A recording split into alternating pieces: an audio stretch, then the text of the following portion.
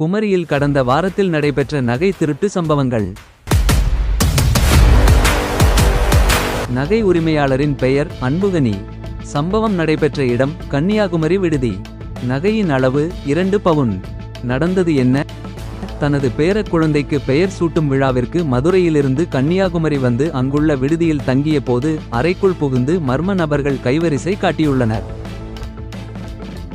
பெயர் தருணா. இடம் கரும்பாட்டூர், கன்னியாகுமரி. அளவு 11 பவுன்.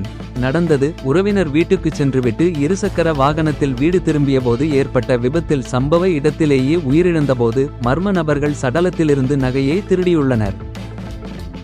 பெயர் 22 வயதான கல்லூரி மாணவி.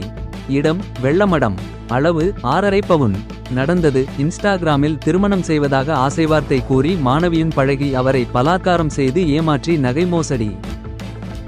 பெயர் மேரி எமல்டா. இடம் மூவாற்றுமுகம், திருவட்டார். அளவு 2 பவுன்.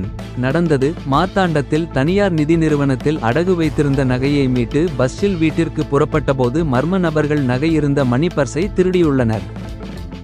பெயர் 24 வயதான வாலிபர். இடம் புதுக்கடை. அளவு 1.5 பவுன். நடந்தது சமூக வலைதளம் மூலமாக பழகி மார்த்தாண்டம் அருகே வரவைத்து ஓரின சேர்க்கைக்கு இணங்காததால் வாலிபரை மிரட்டி நகை பறிப்பு. பெயர் கிறிஸ்டல் மல்லிகா.